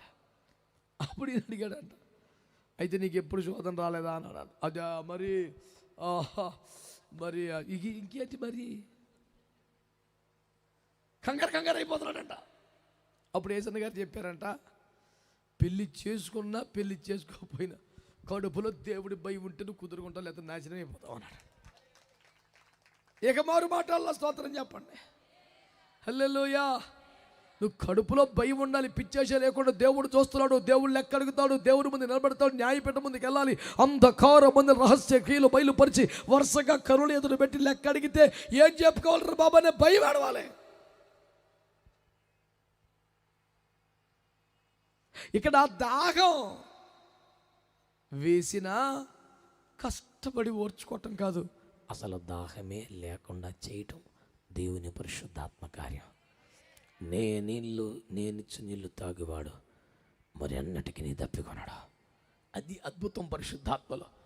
వారు పొందబోవు పరిశుద్ధాత్మను గురించి ఆయన ఈ మాటలు చెప్పాడు. చేతులెత్తి స్తోత్రం చెప్పండి. పరిశుద్ధాత్మ యేసుక్రీస్తు రావటం వల్ల ఏం జరిగింది? చేసిన పాపాలకి ప్రాయశ్చిత్తం కలిగింది. పరిశుద్ధాత్మ రావటం వల్ల ఏం జరిగింది? అసలు మళ్ళీ దాహం అవ్వకుండా చేసేసాడు. స్తోత్రం చెప్పండి గట్టిగా, చెప్పాలి గట్టిగా. ఇది మరింత ప్రయోజనకరమా కాదా మీరు చెప్పండి? అసలు దాహమే లేకుండా చేయటం, అసలు కోరిక లేకుండా చేయటం, అసలు ఆలోచన లేకుండా చేయటం. నాకు తెలిసి ఎంతోమంది యవ్వన బిడ్డలు పరిశుద్ధతలో బతుకుతున్న వారు ఉన్నారు, సమర్పణలో బతుకుతున్న వారు ఉన్నారు, ప్రతిష్టలో బతుకుతున్న వారు ఉన్నారు. తమ తోటి యవనులందరూ రకరకాల ప్రేమలంటూ, శరీర కార్యాలంటూ, అసహ్యకరమైనటువంటి లజ్జాకరమైన పాపలను బ్రతుకుతూ ఉంటే, దేవుని ఎరుగని అన్య జనుల వలె కామాభిలాషయులు నశించిపోతూ ఉంటే, అదే కాలేజీలో ఉంటూ, అదే తోటలో పనిచేస్తూ, అదే కంపెనీకి వెళ్తూ, అదే పనిలోకి వెళ్తూ, అదే దగ్గర పనిచేస్తూ, అదే వయసులో ఉంటూ అసలు ఆ దాహం కూడా లేకుండా బతుకుతున్న వారు చాలామంది ఉన్నారు. లేరంటారా? నా పాయింట్ ఏంటంటే వాళ్ళు నీళ్లు తాగట్లేదు కాదు, వాళ్ళకి దాహం అవట్లా. ఇది బీభత్సమైన అద్భుతం. నేను కూర్చొని ఆలోచిస్తూ ఉంటే బిత్తరపోతారా నిజంగా కదా. శరీరములో ఉండు రక్త మాంసాల్లో పాలివాడై ఎడారిలో నడుస్తా దాహం అవట్లేదంటే, ఇది నీ ప్రేమకే సాధ్యము అని పాడాలి. ఎవడి వల్ల కాదు ఇది. నువ్వు శరీరంలో లేకుండా నిన్ను ఆత్మను తీసుకెళ్ళిపోతే అది వేరే. శరీరంలో ఉంటూ దాహం లేకుండా చేయడం. స్తోత్రం చెప్పరా. నోవహు దినములలో ఓడ నిర్మాణం జరుగుతున్న 100 సంవత్సరాల కాలంలో నోవహు గారి 3 కొడుకులు కూడా యవ్వన ప్రాయంలో ఉన్నారు. వారికి అప్పుడే పెళ్ళిళ్ళు చేశాడు. యవ్వన భార్యలు తమ దగ్గర ఉన్నారు. వాళ్ళిద్దరూ కలిసే ఓడ కొరకు ప్రయాసపడుతున్నారు. చెక్కలు మోసుకొస్తున్నారు, మేకులు కొడుతున్నారు. ఓడ నిర్మాణంలో ఎంతగానో ప్రయాసపడుతున్నారు. ఉదయం లేస్తే రాత్రి దాకా కలిసి పని చేస్తున్నారు. ఒక్క చోట బ్రతుకుతున్నారు. కానీ వాళ్ళిద్దరు కూడా ఏక శరీరం అవ్వకుండా దేవుని కొరకు ఓడ కొరకు బ్రతికారు. ఓడ పూర్తయిపోయిన తర్వాత, ఓడలోకి వెళ్ళిపోయిన తర్వాత, జలప్రళయం అయిపోయిన తర్వాత, కొండ మించి దిగిన తర్వాత, మరలా కొత్త భూమి తయారైన తర్వాత, భూమి మీద సాధారణ జీవితం ఆరంభించిన తర్వాత వారు ఏక శరీరులు అయ్యారు. 1 రోజు 2 రోజులు కాదు, పోనీ మన బ్యాచ్ దాకా 40 రోజులు కాదు, 40 రోజులు కాదు, 120 సంవత్సరాలు మంచి యవ్వన ప్రాయంలో పెండ్లై 120 సంవత్సరాల వయసులో 100 సంవత్సరాల వయసు వచ్చేదాకా ఒకే ఇంట్లో ఒకే కప్పు కింద ఉంటూ ఒకే పని కలిసి చేస్తూ అసలు మేమిద్దరం భార్యాభర్తలం, మేము ఏక శరీరం అవ్వచ్చును అనే ఆలోచనే లేకుండా బతికారంటే అది కంట్రోల్ చేసుకోవటం కాదు, దాహమే లేకుండా దేవుని పరిశుద్ధాత్మ చేశాడు. కొడితే మంచి కొట్టవచ్చు కదండి. మీరు ఆలోచన, ఇది సాధ్యమంటారా? ఈ భూమి మీద మానవులకి ఈ శక్తితో ప్రాక్టీస్ చేస్తే, సాధన చేస్తే అయ్యే పనులు కావు. ఇది పరిశుద్ధాత్మ కార్యం. కనుక యవ్వన దేహములో బ్రతుకుతూ కూడా, యవ్వన కాలములో బ్రతుకుతూ కూడా, పాపిష్టి లోకములో బ్రతుకుతూ కూడా, చుట్టూ అందరూ కూడా భయంకరమైనటువంటి పాపములో మునిగి తేలుతూ ఉంటే కూడా వారి మధ్యలోనే ఉంటూ వారిని చూస్తూ కూడా అలాంటి దాహమేమీ లేకుండా. నాకు ఆ మాట చాలా ఇష్టం. నేనిచ్చు నీళ్ళు త్రాగువాడు మరెన్నటికీ దప్పికొనడు. నువ్వు పద్దాకి ఇప్పుడు బాయికాడికి వచ్చి కొడల నీళ్ళు పట్టుకెళ్ళి మళ్ళీ అయిపోయి మళ్ళీ వచ్చి ఇది వేస్ట్ బిడ్డ. ఇప్పటికే 5 కుటుంబాలకి ఎసరు పెట్టావు, ఇప్పుడు ఆరోపణ చేసుకున్నావు, ఎన్ని కొంపలు కొలిచినా, ఎంతమందితో పాపం చేసినా ఇక చాలు, చేయకూడదని నీకు అనిపించట్లా, దాహం తీరట్లా. ఇది దాహం తీర్చదు, నేను ఇచ్చి నీళ్ళు తాగితే నీకు మళ్ళీ దాహం అన్నాడు అన్నట్టుగానే ఆ కొండ వదిలిపెట్టింది. ఎందుకంటే ఇక నీళ్ళు వద్దు, నాకు ఆ నీళ్ళు వద్దు. ఇక నీవిచ్చిన నీళ్ళకి కొండ హృదయమే, ఆ పరిశుద్ధాత్మిచ్చే. ఇంకా ఊర్లోకి వెళ్ళి పాపానికి అవన్నీ ప్రేరేపించట్లా. నేను చేసినవన్నీ నాతో చెప్పినవాడు మెస్సయ్య కాదా? రండి, ఆయన పలానా చోట ఉన్నాడు, ఆయన పరిశుద్ధపరుస్తాడు, ఆయన పరిశుద్ధాత్మనిస్తాడు, దప్పికొనకుండా చేస్తాడు అని చెప్తే ఆమె చెప్పిన మాటల యందు లక్ష్యముంచిన వారు అనేకులు యేసునందు విశ్వాసం ఉంచారు. పొలం గట్ల మీద పడి తండోపతండాలుగా యేసువున్న చోటుకు వచ్చేస్తున్నారు. యేసు ప్రభువును చూసి అన్నాడు, ఇదిగో ఇప్పుడే కోత, తెల్లబారి పంట కోతకు సిద్ధంగా ఉంది. దేవునికి స్తోత్రం చెప్పండి గట్టిగాను. హల్లెలూయా. పరిశుద్ధాత్ముడు వచ్చుట మరింత ప్రయోజనకరం. ఎందుకంటే ఆయన దాహం తీరుస్తాడు కాదు, దాహమే లేకుండా చేస్తాడు. యవన బిడ్డలారా, స్త్రీ పురుషులారా, ఈ మాట నమ్మండి, ఆశగా ప్రార్థన చేసుకోండి. నువ్వు వస్తే దాహమే లేకుండా చేస్తావట కదా ప్రభువా, నాకు అలాంటి కృప దయచేయి నాయన. నువ్వు ఆశపడాలి, నువ్వు ప్రార్థన చేసుకోవాలి. ఆయన వచ్చుట మరింత ప్రయోజనకరం. నిన్ను పాపాలు ఒప్పింపజేస్తాడు, నిన్ను ప్రభులోకి నడిపిస్తాడు, నిన్ను సర్వసత్యంలోకి నడిపిస్తాడు, అసలు నీకు దాహం అవ్వకుండా చేస్తాడు.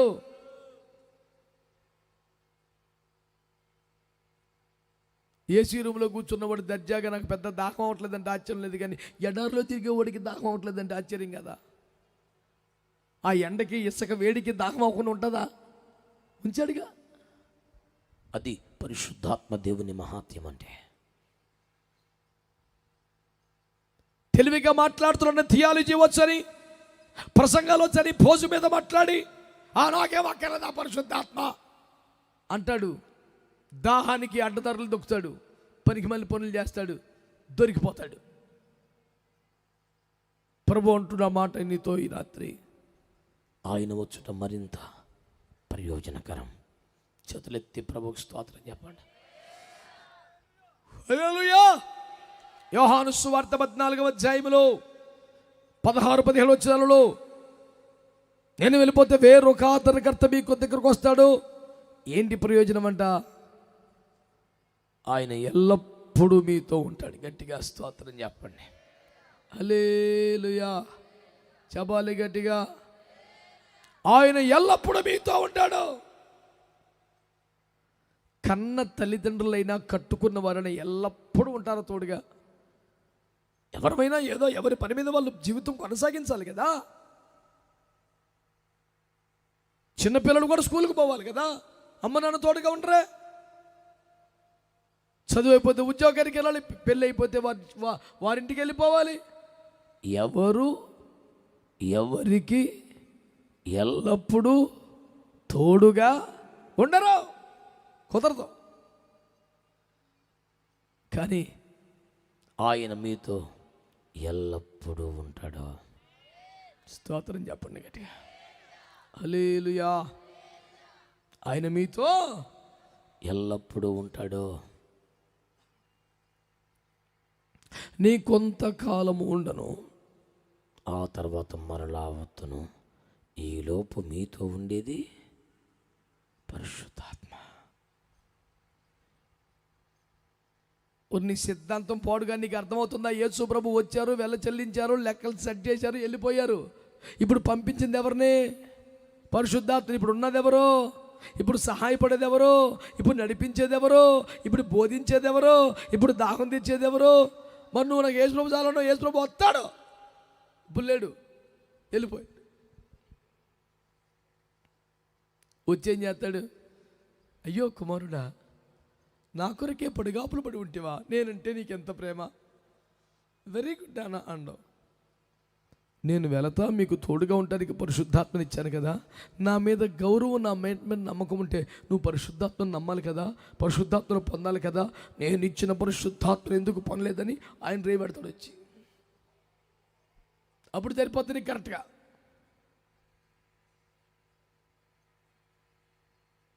కనుక ఎంతమంది యేసు ప్రభువుని నమ్ముతున్నారు? ఓ మాట చూస్తారేంది. ఎంతమంది మారు మనసు పొందారు? అలాగే చూడండి. ఇంకా ఎంతమంది బాప్తిస్మాలు పొందారు? ఎంతమంది పరిశుద్ధాత్మతో నింపబడ్డారు? ఎంతమంది అన్ని భాషల్లో దేవుని మాట్లాడి ప్రార్థన చేస్తున్నారు? పడిపోయిన చేతులు ఇప్పుడు. జాగ్రత్త సంగమా, జాగ్రత్త ప్రజలారా. చాలామంది పెద్ద పెద్ద ప్రసంగాలు ఉన్నారండి, మంచి చమత్కారం, మాటకాడతాను, కాలుకెత్తి ఏలుకేసి ఏలుకెత్తి మెలికేసి కడుపు నవ్వించి ఏదో హాస్యవల్లని కార్యక్రమంలాగా కింద మీద దొర్లిపల్లే చేసేసి పెట్టికథలు చెప్పి ఆడి మీద చెప్పి ఈడి మీద చెప్పి కితకితలు పెట్టేసి ఒక 2-3 గంటలు ఫుల్ ఎంటర్టైన్మెంట్ చేసి వెళ్ళిపోతాడు. దానేమో వాడు ఎవడంటే గాలిదుమ్ములు అంటాడు. సుక్క వర్షం పడితే పొలానికి ఏమన్నా మేలు, ఇసిరిసిరి గోల గోల గోల గోల చేసి అయ్యి బాబోయ్ అనిపిస్తాడు. మొత్తం పింద ఆకు కొమ్మ రాలిపోయి ఇరిగిపోయిన తర్వాత వెళ్ళిపోతాడు. ఈ గాలిదుమ్ము గడితో సుఖమేముంది మనకి? చేనులోని పైరు మొలుచున్నట్లుగా, విత్తనం మంటి పెట్ల కింద కుళ్ళిపోకుండా అద్భుతమైన సువార్త సేవా వ్యవసాయం ఫలించినట్లుగా ఒక చక్కని వర్షము కురిపించేవాడు కావాలి. హల్లెలూయా. ప్రఖ్యాత ప్రసంగికుడు, సుప్రసిద్ధ దైవజనులు, గొప్ప వక్త, అంతర్జాతీయ దైవజనులు. ఆడి బైబిల్ ఒకడు పట్టుకుంటాడు, నల్ల బట్టలు 20 మంది ఉంటారు, చుట్టూ తిరగ రౌండ్ వేస్తారు. ఓరి బాబరాయ్ ఏం చేస్తాకరా? గాలిదుమ్మడీడు చుక్కరాలతో ఉన్న పెంద పోత రాలు చేసి వెళ్ళిపోతాడు వచ్చి గోల గోల గోల గోల చేసేసి. ఈ గాలిదుమ్మకి జనం పెట్టే పేరేంటి? ఎరగదీసి చెట్లు. నిజమే, తోటలో చెట్లన్నీ ఎరగదీసేసాడు. ఈ గాలివాడు మనకెందుకురా? అది అరచేయంత మేఘమైన పర్లేదు కానీ మోపైన వర్షము కురిచి కరువు తీర ఆశీర్వాదం తెచ్చేవాడు కావాలా. హల్లెలూయా. డబుల్ మీనింగ్లు మాట్లాడేవాడు కావాలా మనకి. 2-3 అర్థాలు జోకులేసేవాడు కావాలా. పిట్టకథలు చెప్పేవాడు కావాలా. పోసుకోలు కబుర్లని మాట్లాడేవాడు కావాలా. నేను అక్కడ, నేను ఇక్కడ, నేనట్ట. ఆవు మంచిదైతే ఆ ఊర్లో నమ్ముడే ఇద్దని సామెతో ఎడిచింది. పొరుగురు సంతకు తీసుకెళ్ళి ఆముదం పూసి ఎందుకు తిప్పలు పడుతున్నావరా నువ్వు? అది ఇచ్చే 1/2 లీటర్ పాలు కొమ్ములతో కుమ్మేస్తుంది ఎవడకొండ ఊర్లో దాన్ని. అమ్మో ఆవా వద్దులే బాబు చంపేస్తుంది అది, అందరికి భయం. దాన్ని తీసుకెళ్ళి పురుగుల్లో పెట్టి దానికి గంట కట్టి దానికి తాడు కట్టి దానికి ఆముదం పోసి దానికి అడావుడు చేసి ఎట్టకొట్ట అమ్మేసి ఇంటికి వస్తే ఈడింటికి వచ్చే లోపల అవతల సాగు వార్త వచ్చింది, కుమ్మేసిందండి.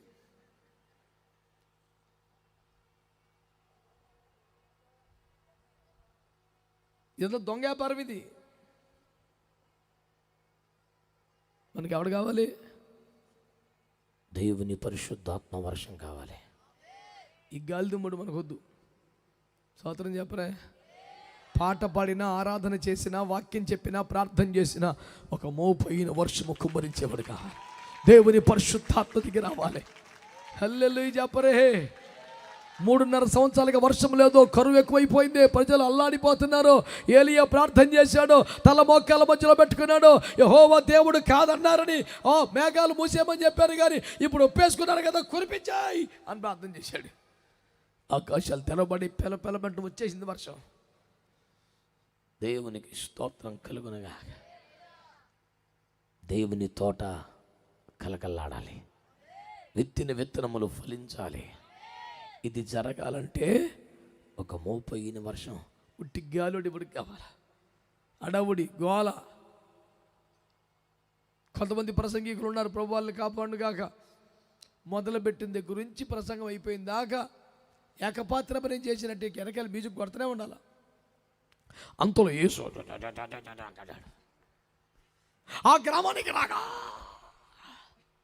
ఏని చిచ్చి చిచ్చి చిచ్చి చిచ్చి ఈ నడితే అదొక సౌండ్ పెడతాడు, అదొక దిగితే అది వెనక్కి నడుచుకుంటూ వస్తే ఒకటే.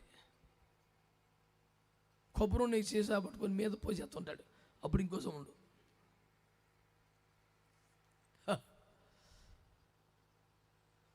నాకు అర్థమని విషయం ఏంటంటేనండి, మంచి ఒక దయ్యాన్ని తీసుకొచ్చాడు. ఆడ తెచ్చాడు దయ్యాన్ని, దేవునికి స్తోత్రం.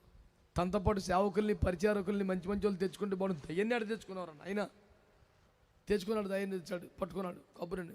ఏయ్ ఏంటిది, పోయి చంపేస్తాను అయ్యి బాబాయ్ వద్దా అట్లా దయ్యం. ఏంటిది? అది యేసు రక్తం. అమ్మో బాబాయ్, మీద పోసేస్తా, వద్దయ్యని దండం పెడతా. మీద పోస్తే ఏమైంది? కాలిపోతా. కొట్టుకో సపోర్ట్లు జనమే చూసుకో ఊగా మీరు కదా. ఇంత ప్రోగ్రాం చేసి 100 రూపాయలు చేస్తా అంటాడు లాస్ట్లో. ఓహోర్ నీ అసాధ్యం కూలిపోయి ఈ సీసా అమ్ముతా కేటర్ ఎంత చెప్పావు? ఈ సీసా యేసు రక్తం, ఇది మీద పడితే దయ్యం కాలిపోద్ది, ఇది ఇంట్లో ఉంటే దయ్యం రాదు అని ఎవరితో చెప్పించాడు? దయ్యంతోనే చెప్పించాడు. ఇది తెలియమండిపోను. పావులోడు ఎప్పుడు చూసావా? ఆడతాడు, విషం లేని, కూరలు పెద్దగా లేని అన్ని పీకేసిన పావును తెచ్చుకుంటాడు. బొట్లోంచి తీస్తే టక్కన కట్టేస్తాడు అంటాడు. పక్కనోడికి కూడా వచ్చేసి గవ్వ కట్టుకట్టేస్తుంటాడు. అప్పుడు వాడు సంచి పెందులు వచ్చిన రాయి తీసి అక్కడ పెడతాడు. కాసేపటికి రాయలాగా పడిపోద్ది కింద. చూసారా, నాగుపాము కాటేసింది, విషమెక్కుతూ ఉండగా ఈ రాయి పెట్టాం, అది అతుక్కుపోయింది. అర్థం ఏంటంటే విషం ఉందని. అది రాలిపోయింది, అర్థం ఏంటంటే విషమంతా తీసేసుకుంది. ఈ రాయి మీ ఇంట్లో ఉంటే పొర్రపాటున పాము కలిసిన విషమంతా లాగేసుకుంటుంది. ఎగ్గబడిపోతా. నాకే 4 ఉన్నాయి, ఒకటి 1000 రూపాయలు. 4000 ఇచ్చే. ఇప్పుడు ఆడికి చేసేవాడికి ఏంటి తేడా? నేను అంటున్నాను, నువ్వు దైవజనుడు రా, గారడి వాడువు కాదు, నీకేం పని రది? మంచిగా ఒక్కరు కూడా స్వతంత్రం చెప్పరు చూడు. వీళ్ళు ఎందుకు చెప్పలేదు స్వతంత్రం తెలుసా నీకు? ఆ కూటానికి వెళ్ళి సీసా కొనుక్కి చేసుకున్నారు వీళ్ళు. గూట్లో ఉంది సీసా, ఏమా తెచ్చుకున్నారా? ఒక రాత్రి కాడ పడక బీదకొచ్చేస్తుంది అదే. ఆ కూటానికి వెళ్ళి వచ్చాడు ఒకడు మావాడు. అందరూ చెప్పుకున్నారు, టీవీలో బాగా చెప్తారు. వీళ్ళు వచ్చిన కాంచి మరి ఆడికి ఎవరు వదిలిందో ఈడికి పట్టుకుందో తెలియదు. వీళ్ళు వచ్చిన కాంచి తిట్టుకుతున్నాడు. వెళ్ళక ముందు బాగున్నావు, వెళ్ళాక 3000 రూపాయలు ఖర్చు పెట్టుకొని మొత్తం ఊగుతున్నావు ఏందిరా? వాక్యంలో ఉందిగా, అపవిత్రాత్మ ఒకరు వదిలి వెళ్ళిపోయిన తర్వాత నీరు లేని చోట్ల వెతుకుచూ తిరుగుతుందంట. ఎవడికి వచ్చింది తిరగదోడు ఒక దయ్యం ఎలగొట్టిన మాట నిజమే. ఈ బయటకు వచ్చింది ఏమో పాతాళంలో కలిసిపోద్దా, గాల్లో కలిసిపోద్దా. ఈడికన్నా సన్నోచుడు ఎవరిని ఎదుగుతూ ఉంటుంది. ఈడు దొరికాడు, ఈళ్ళో దొరబడింది. వెళ్ళేటప్పుడు ఛార్జీ పెట్టుకు వెళ్ళాడు, వచ్చేటప్పుడు 7 తెచ్చాడు. స్తోత్రం. ఈ యనమండుకు వచ్చి ఆరాధన చేస్తుంటే ఏ సుర్రక్తమే అంటాడు. అమ్మో ఇదేందిరా, నీకు ఒక చిత్రం చెప్పనా, ఈ దయ్యం బట్టి టూగుతున్నాడే ఆడి జేబులో కూడా సీసా ఉంది. అది లెక్క చేస్తలా. నా బాధ ఏంది, ఈ గారడీ పనులు మానేయి. మంచి వాళ్ళందరూ స్తోత్రం చెప్పండి. నేను అడిగా, ఈ నూనె అమ్మటం ఎందుకు మొదలెట్టావరు నువ్వు అంటే, మరి ఎంతమందికి నూనె ఎత్తావు అన్నాడు. నిన్ను ఎవడేమన్నాడు? మా పాస్టర్ గారులు అందరూ అప్లికేషన్ పెట్టారా, నూనె బట్టరా అయ్యా చచ్చిపోతున్నావు ఎక్కడని. నిన్ను ఎవడు రమ్మన్నాడు అసలు? అదేంటన్నా ఎంతమందికన్నా ఉచితంగా ఇవ్వగలవు? నిన్ను ఎవడు అడిగాడు? ఎవడికన్నా బాగోలేకపోతే సంఘ పెద్దలు వెళ్తారు, నూనె రాసి ప్రార్థన చేస్తారు. నువ్వు ఎవడు రమ్ముకోమని చెప్పినాడు?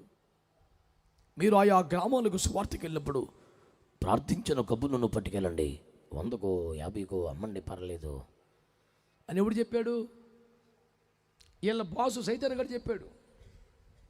మన ప్రభు అయితే అంటే చెప్పలా. ఇదేం చెప్పాడు? రోగుల మీద చేతులు ఉంచగా వారు స్వస్థత పడతారు. నువ్వు ఇంకంతకన్నా పెద్ద మంత్రమేమి ఎక్కర్లేదు. నువ్వు లేవు, అభిషక్తులు లేడు, దైవజనులు లేడు, సంఘ పెద్దలను పంపాల్సి వచ్చింది. వాళ్ళు కొబ్బరి తీసుకుని ప్రార్థన తీసుకెళ్తే చచ్చిపోతుందని చెప్పాడు. దైవజనుడికైతే గొడవే లేదు అంట, సింపుల్గా తెగొట్టేసాడు. ఒకవేళ సంఘ పెద్దలు బలం సరిపోదు అనుకుంటే వెళ్ళి మీ విశ్వాసం కొరకు నూనె రాసి ప్రార్థన చేసి రండి, సరిపోద్ది అన్నాడు.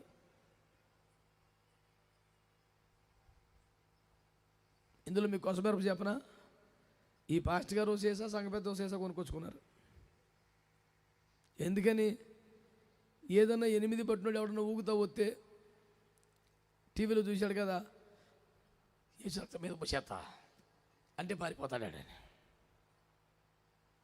ఇలాంటి దరిద్రం మనకొద్దు. మనకి ఆయన పరిశుద్ధాత్మ చాలు. గట్టిగా హల్లెలూయా. దేవునికి మహిమ కలుగునుగాక. నేను పరిశుద్ధాత్మను పంపుతానని రావడం మీకు మరింత ప్రయోజనకరం. దేవునికి మహిమ కలుగునుగాక. సంతోషంగా ప్రభుకు స్తోత్రాలు చెప్పండి. పరిశుద్ధాత్మ రావడం సంతోషకరమా కాదా?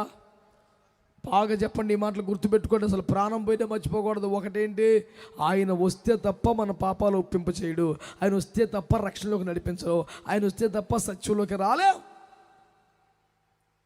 రెండోది, ఆయన వస్తే దాహం లేకుండా చేస్తాడు. మనం పాపాలు మానేయటం కాదు నాన్న, పాపం చెయ్యాలి అనే ఆశ కలగదే, ఆ ఇంట్రెస్ట్ పోద్ది. మా ఊర్లో పొద్దున్న లేచి సారాతోనే మొహం కడిగాడు ఒకడు ఉండేవాడు. వాడు నీళ్ళతో మొహం కడగడు, సారాతోనే కడుగుతాడు. అంత తాగుపోతు. వీడొకవేళ జబ్బు చేస్తే హాస్పిటల్లో పెడితే సెలైన్ పెట్టడికి, సారా సీసా పెడతారు వీడికి అని ఊరందరం. అంత తాగుపోతు. అట్లాంటి దేవుడు దర్శించాడండి. పరిశుద్ధాత్మ పట్టుకున్నాడు, వాడు మారాడు. ఊరు ఆడేకే చూస్తున్నారు. వీడు పొద్దున్నేసి వచ్చేస్తాడు కొట్టుకాడికి, పొద్దున్నేసి వచ్చేస్తాడు. వీడు తాగి పడిపోతాడని వారం, నెల, సంవత్సరం అయిపోతుంది. ఊరు సాక్ష్యం ఇచ్చారు. ఈడు తాగకుండా ఉన్నాడంటే దేవుడు ఉన్నాడు సార్. స్తోత్రం చెప్పండి గట్టిగా. ఈ దేవుడు గొప్ప దేవుడు. 100 ప్రసంగాలకి జనం ఒప్పుకోవాలా, ఈ తాగుబోతుడికి దాహం లేకుండా చేస్తే ప్రపంచం సాక్ష్యం ఇచ్చింది ఈ దేవుడు గొప్పవాడని. చేతులెత్తి ప్రభుకు స్తోత్రం చెప్పండి. పరిశుద్ధాత్ముడు రావటం ప్రయోజనకరమా కాదా? చెప్పాలి గట్టిగా మీరంతా. హల్లెలూయా, హల్లెలూయా. శ్రద్ధగా ఈ మాటలు ఆలకించే ప్రయత్నం చేయమని ప్రభు పేరట నేను మనం చేస్తున్నాను. మనం ఐగుప్తు వదిలిపెట్టాము, ఇప్పుడు వాగ్దాన దేశానికి వెళ్ళాలి. ఇప్పుడు ఎడారి మధ్యలో ఉన్నాం. మనకు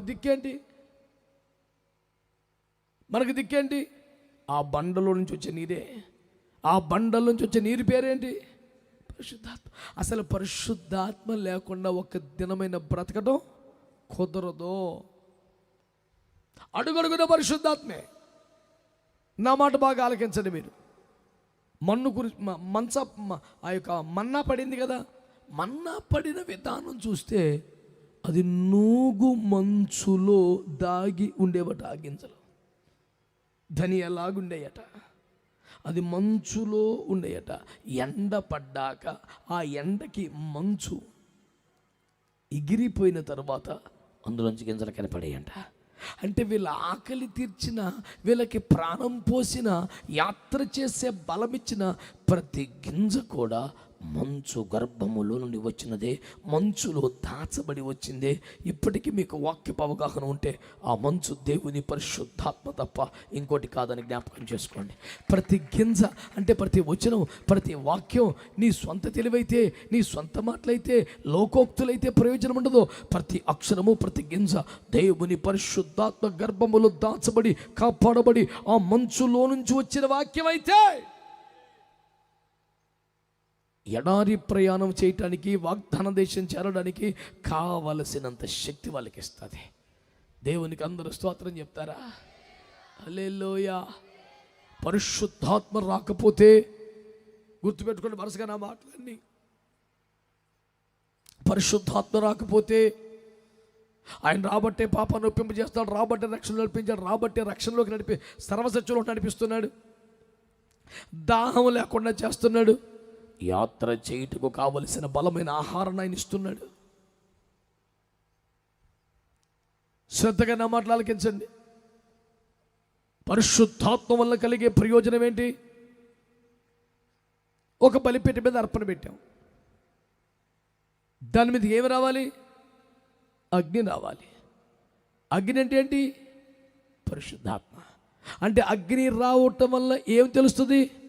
ఇతడు కానీ అతడి అర్పణ కానీ దేవుని చేత అంగీకరింపబడిందా లేదా అని దేన్ని బట్టి తెలుస్తుంది? అగ్ని. అనగా పరిశుద్ధాత్మ దిగి రాకపోతే నీ పాట, నీ ప్రార్థన, నీ అర్పణ, నీ సమర్పణ, నీ హృదయం, నీ సేవ అసలు అంగీకరించబడిందో లేదో కూడా నీకు తెలిసే ఛాన్స్ లేదు. నీవు అంగీకరించబడ్డావన్నటకు సూచనే అగ్ని దిగి రావటం. దేవునికి స్తోత్రం కలుగునగా. స్తోత్రం చెప్పండి బాగా. హల్లెలూయా. కాబట్టి దేవుని పరిశుద్ధాత్మ లేకుండా నువ్వు అసలు పాపాలే ఒప్పుకోలేవు, సత్యములోకి రాలేవు, రక్షణలోకి రాలేవు, నీ దాహమే తీరదు, నీకు జీవమునిచ్చు బలబద్ధకమైన ఆహారం దొరకదు. ఆ తదుపరి దేవుని వాక్యం లేకపోతే, దేవుని ఆత్మ లేకపోతే నీవు కానీ, నీ ఆరాధన కానీ, నీ హృదయం కానీ, నీ సేవ కానీ అంగీకరించబడే అవకాశమే లేదు. అంగీకరించబడే నిరూపణ గురితే లేదు. దేవునికి స్తోత్రం కలుగునగాక. చెప్పాలి గట్టిగా అందరూ కూడా స్తోత్రం చెప్పండి. హల్లెలూయా, హల్లెలూయా. దేవుని పరిశుద్ధాత్మ రాకపోతే నీ సేవ, నీ ప్రార్థన, నీ హృదయం అంగీకరించబడిన రుజువు కూడా నీకు ఉండదు అని చెప్పుకున్నాం. ఇంకొక మాట ముందుకేసి మనం ఈ మాట చెప్పుకుందాం. దేవుని పరిశుద్ధాత్మ రాకపోతే యెషయా గ్రంథం 6:6 ప్రకారం అగ్ని అతని పెదవులకు తాకినప్పుడు ఏం జరిగింది? ఈ అగ్ని నీ పెదవులకు తాకింది కనుక నీ దోషములకు ప్రాయశ్చిత్తం. అనగా పరిశుద్ధాత్మ అగ్ని రాకపోతే నీకు పరిశుద్ధత లేదు, నీకు పరిశుద్ధత లేదు.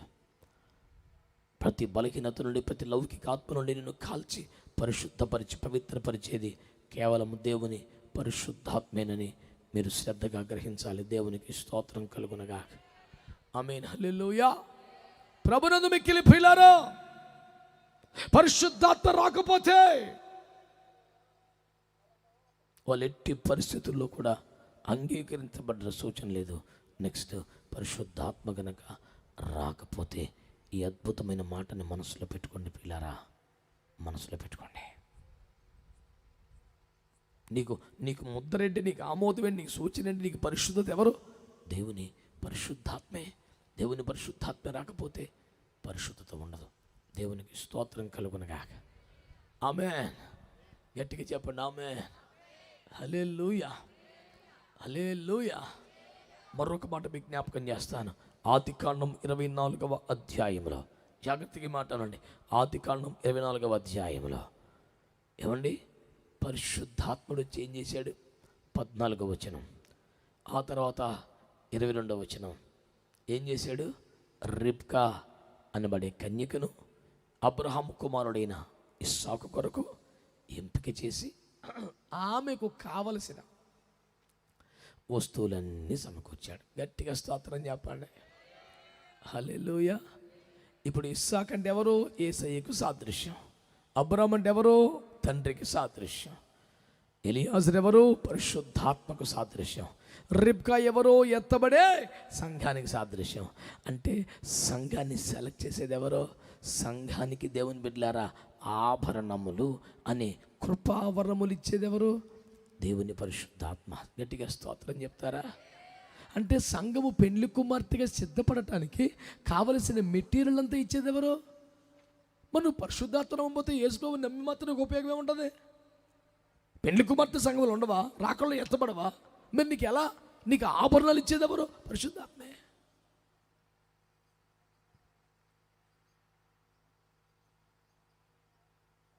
ఎస్తేరు గ్రంథం 2వ అధ్యాయం 15వ వచనం. బిడ్డ నీకేం కావాలి? ఆమె చెబుతుంది, హేగే నిర్ణయించిన తప్ప నాకేమీ వద్దని. హేగే పరిశుద్ధాత్మకు సాదృశ్యం, హామాను సాతానుకు సాదృశ్యం, మొర్దెకై దైవజనులకు సాదృశ్యం, ఎస్తేరు ఎత్తబడే సంఘానికి సాదృశ్యం, రాజు మన ప్రభువైన యేసుక్రీస్తు సాదృశ్యం. ఆమేన్. ఇప్పుడు రాజు ఎదుటికి వెళ్ళాలంటే ఎవరివ్వాలి మెటీరియల్? హేగే ఇవ్వాలి, పరిశుద్ధాత్మ ఇవ్వాలి. అందుకని పిచ్చి పిచ్చి పనికి మళ్ళీ కోరికలు ఏమీ కోరకుండా హేగే నిర్ణయం చాలు, ఆయన ఏది ఇస్తుంది కావాలందే. ఈరోజు ఎవరు పరిశుద్ధాత్మపై ఆధారపడతారో, ఎవరు పరిశుద్ధాత్మని ఇచ్చిన దాన్ని ధరిస్తారో, ఎవరు పరిశుద్ధాత్మ చేత అలంకృతులు అవుతారో వారే యేసుక్రీస్తుకు భార్యగా నిలబడతారు. స్తోత్రం చెప్పండి గట్టిగా. ఈ రీతిగా ఇచ్చిన ఆభరణాలు ధరించుకున్న రిబ్కమ్మను ఎవరు దగ్గరుండి తీసుకెళ్లారు? ఎలియాజరు తీసుకెళ్ళి ఎక్కడ అప్పచెప్పాడు? ఇస్సాకు దగ్గర అప్పచెప్పాడు. ఇస్సాకు పొలంలో కనపడ్డాడు. అమ్మా ఇదిగో నీ యజమానుడు అని చెప్తే అప్పుడు ఒంటి దిగింది ఆవిడ. అర్థం చేసుకుంటున్నారా? అంటే యేసు వద్దకు మనల్ని చేర్చేది ఎవరు? చెప్పాలి.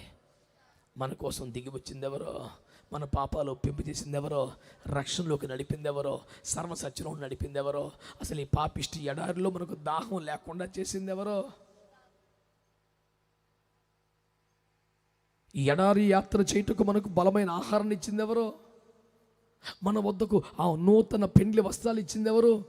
ఆ ఆభరణములను కృపావరములు ఇచ్చింది ఎవరు? మనకు అంగీకారముగా పరిశుద్ధపరచునట్లుగా మన మీదకి అగ్నిగా దిగి వచ్చింది ఎవరు? పరిశుద్ధాత్మ. ఇన్ని ప్రయోజనాలు పరిశుద్ధాత్మ వలన కలుగుతున్నాయి. అందుకే యేసుప్రభు అన్నారు, పరిశుద్ధాత్మ రావడం మరింత ప్రయోజనకరం. మా దుఃఖం మా భారం ఒకటే. ప్రార్థన చేస్తూ బైబిల్ ఏమనుంది? ఒక పొలము 2 పొలాలు కాదు, ప్రతి వాని చేనులో పైరు మొలచున్నట్లుగా ఆకాశ వర్షము మోపుగా కురవాలని కడవరి వాని కొరకు మనం ఎదురు చూస్తున్నాం, ప్రార్థన చేస్తున్నాం. ఏదో ఒక సంఘం కాదు, ఏదో ఒక డినామినేషన్ కాదు, ప్రతి వాని చేనులో పైరు మొలవాలి. అది మన దర్శనం, అది మన ఆశ, అది మన భారం. అందరూ ఆత్మతో నింపబడాలి, అందరూ పరిశుద్ధ పూర్లైపోవాలి. ఎందుకంటే దప్పికి తీర్చిన ఆయనే, దాహం లేకుండా చేసిన ఆయనే, నీకు పెండ్లి వస్త్రాలు ఇచ్చిన ఆయనే, కృపావరములని ఆభరణాలు ఇచ్చిన ఆయనే, నిన్ను ఒంటి నిక్కించుకొని అక్కడికి తీసుకెళ్ళి అప్పచెప్పేది కూడా. అలాంటి పరిశుద్ధాత్మను వద్దంటావా? అలాంటి పరిశుద్ధాత్మను నమ్మకుండా పొందకుండా బతుకుతావా? అందుకని ఆదిమ సంఘములో బాప్తిస్మ కార్యక్రమాలు ఎంత శ్రద్ధగా నిర్వహించేవారో పరిశుద్ధాత్మ నింపుదల కూడా అంత కంపల్సరీగా చేసేవారు. మీరు పరిశుద్ధాత్మను పొందుకుంటే మంచిది మరి అని చెప్పి వెళ్ళిపోయేవారు కాదు.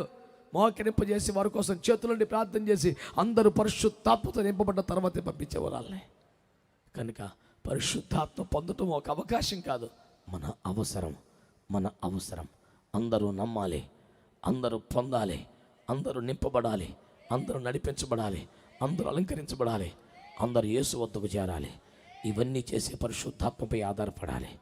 ఇలాంటి గొప్ప పరిశుద్ధాత్మ నీకు నాకు మనందరికీ దేవుడు సమృద్ధిగా దయచేయునుగాక. ఈ సభల ద్వారా, ఈ ఖర్చు, ఈ కష్టం, ఈ ప్రయాస ద్వారా ఆశపడుతున్న కార్యం ఒకటే, అది ప్రతి వాని చేనులో పైరు మొలవాలి, ప్రతి వాని తల తడిసిపోవాలి, ప్రతి వారు ఆత్మవర్షంలో తడిసి ముద్దవ్వాలి, ఎవరికి దాహము అవ్వని ఒక కృప పొందాలి. ఆశపడుతున్నవారు, విశ్వసిస్తున్నవారు ఈ ఆత్మకార్యం మనలో జరుగునట్లుగా ప్రార్థన చేసుకుందాం. తలలు ఉంచి కళ్ళు మూసుకోండి. ఆరోగ్యం అవకాశం ఉంటే మోకరించండి. మనము కలిసి ప్రార్థన చేయవలసిన సమయం ఇది.